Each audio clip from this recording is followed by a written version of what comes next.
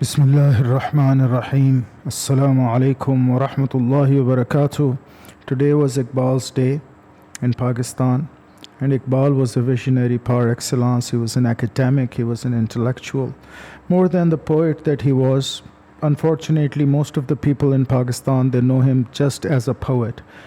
They haven't read any of his works which pertain to the philosophical side of his intellect, for example, reconstruction of Islamic thought and philosophy. And so they mostly know him by his poetry, which is oft quoted by every Tom, Dick, and Harry, and has become over the years the crowd pleaser, so to speak. But he was an intellectual and an academic, a visionary, first and foremost.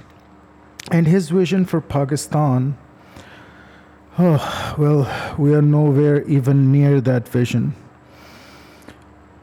In recent times, though, Imran Khan has surfaced as hope for the youth. So I just want to briefly talk about a couple of very important things in the backdrop of today, which is Iqbal's Day. So what do you say? Let's get to this, yeah?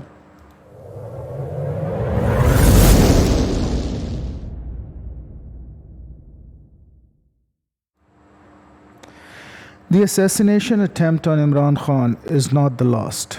If somebody's thinking, this was the last attempt on Imran Khan's life, no, that's not so.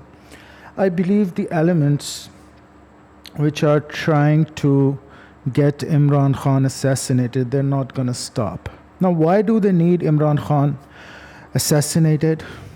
There could be a lot of theories about that, but I guess the most logical theory is that when you look at the structure, the hierarchical structure of PTI, and when you look at PTI as a political party,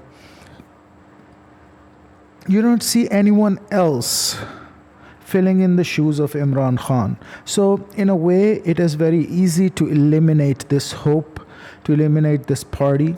If you just assassinate the leader, the current leader, who do you guys think would actually step up and continue with the struggle the way Imran Khan has really done it for over 2 decades? There's no one else, right? Compare this to other parties, for example, because they primarily operate on the familial basis. So if the father dies, the son is then the leader of the party, and so on and so forth. So they have this edge over PTI. And so logically, I think that is why the elements that are trying to get rid of Imran Khan are trying to get rid of Imran Khan. Because one very obvious threat by Imran Khan, whether you agree with him or not,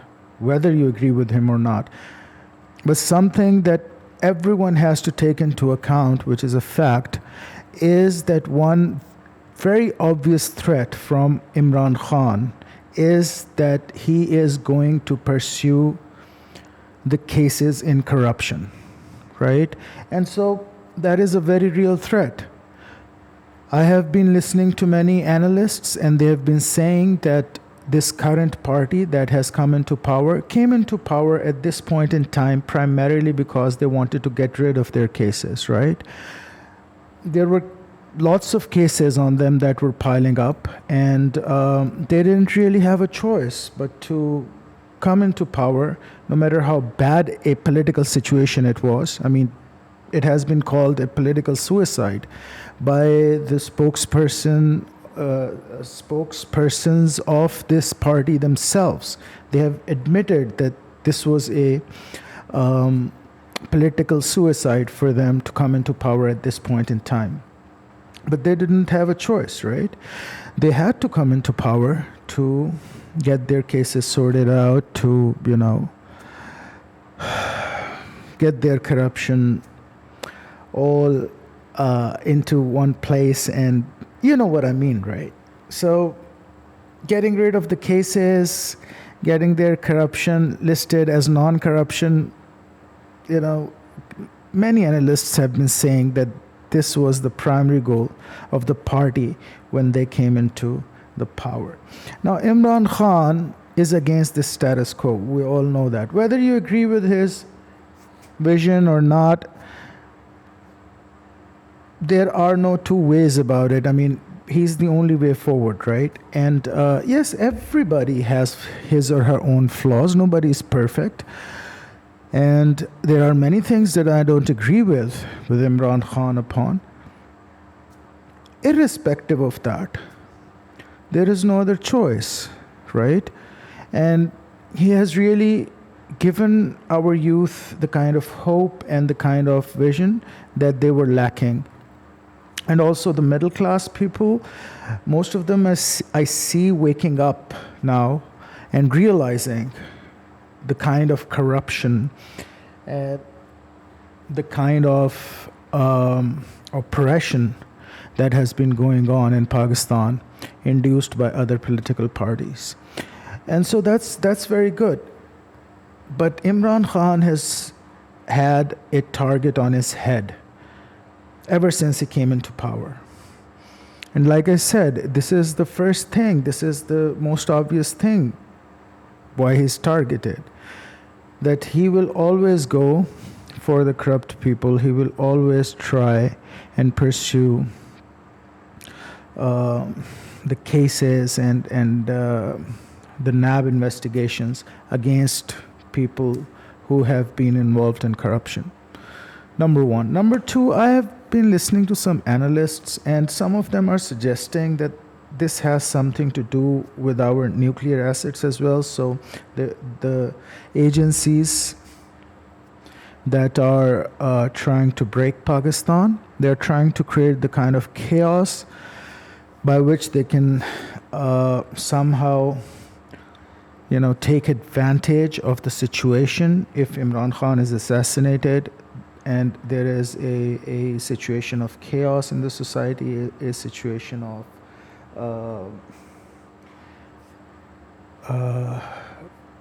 something that can pin army against the civilians, then they will take advantage of that situation. And what they do is they will try and get to the nuclear assets of Pakistan.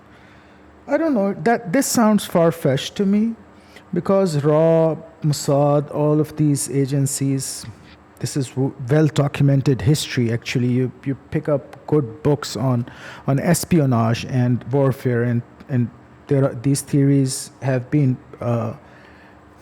proposed by the think tanks over the years. They have always been trying to get rid of Pakistan's nuclear assets. And there have been analysts, there have been books written recently which suggest that whenever a certain party comes into power, RAW, the intelligence agency of India, it has more influence in Pakistani regions vis-a-vis when some other political parties are in power. So yeah, that's very real. This threat is very real. This threat has been there since the very beginning.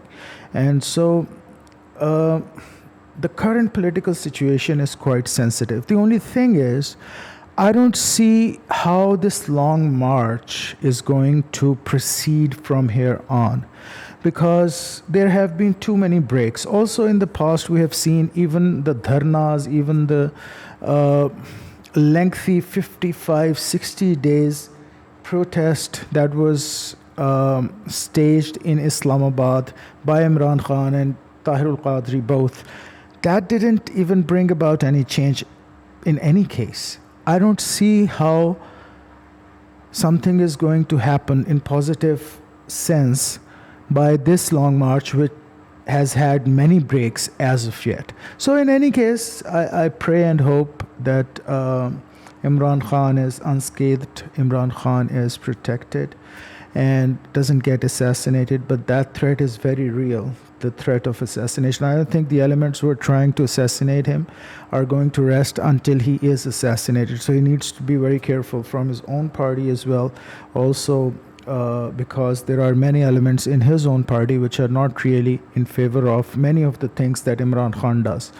So in any case, I pray and hope that this goes well for everybody involved. I hope and pray for my youth that they succeed in bringing about a positive change. Like I said before, and people who know me know this, that I am pro-caliphate, so I'm primarily against this very system of this democracy which is bred upon, which is the illegitimate child of capitalism.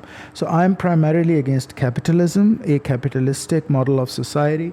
I don't adhere to it. Islam doesn't adhere to it. So I really hope and pray that Imran Khan's coming into power this time around, and if he does come into power this time around, that it brings about some change.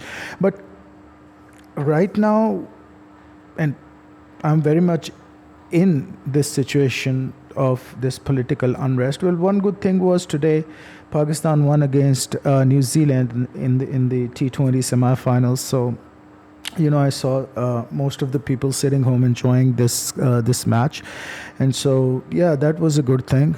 But being in this situation, you see how tense people are, especially people who are going to these jalsas and dharnas and who are actively pursuing this, and the kind of unrest that they currently bleed in their attitudes in their day-to-day life. It's not a calm situation. There is a lot of unrest in people, and they're trying to get that momentum because, like I said before, there have been a lot of breaks in this long march, and as of yet, I haven't seen this long march reaching to its potential momentum that that the previous long marches have reached to. So let's hope and pray for the best. Let's hope that this long march reaches its potential soon as well, and that it is able to bring about the kind of change that our youth wants and hopes for. And so Iqbal's day, and Iqbal's vision for Pakistan. Maybe I'll talk about that at length some other time. But just to give you a taste, if we read his poetry, and people come to me all the time and they talk to me about things like, Allama Iqbal and Qaid-e-Azam, they both had a vision of a secular Pakistan. No, that's not the case, because these people who come to me and say things like these, they haven't read a single book by either of these people. They haven't read into any of their ideologies. They haven't done their research academically. These people are non-academics, and so just saying something just like that by just reading one quote from Qaid-e-Azam somewhere in the newspaper or somewhere online, doesn't prove that he was thinking of a secular nation. No. In fact, Allama Marhoom has many couplets, many poems dedicated to saying things like Dunya to mil gayi, lekin ruh-e-deen baki na rahi. Things like these. So his vision, Allama Marhoom's vision for Pakistan, was a country where religion bred better intellectual environment, not the kind of extremism that unfortunately is quite rampant in my society, the kind of religious extremism, but the kind of religious tolerance that breeds intellectual excellency, that in its very nature has this academic base which nourishes intellect, which nourishes better attitudes, which nourishes a better society overall. And his primary vision for our society was well-read and well-educated youth. That was his primary vision. Unfortunately, nowadays, even with the modern thinkers that we have these days, who are YouTubers, most of them, some of them are personalities that could be called TV personalities, even they have tried to demolish this interest in academia in our youth. Unfortunately, it's quite unfortunate. So let's hope that our youth, that youth of today, understands what Iqbal wanted for them, what Iqbal wanted for Pakistan, and gets back on track. With that, I'll leave you to it. And I pray أقول قولي هذا واستغفر الله لي ولكم ولسائر المسلمين والمسلمات والمؤمنين والمؤمنات الأحياء منهم ومنا والممات. السلام عليكم ورحمة الله وبركاته.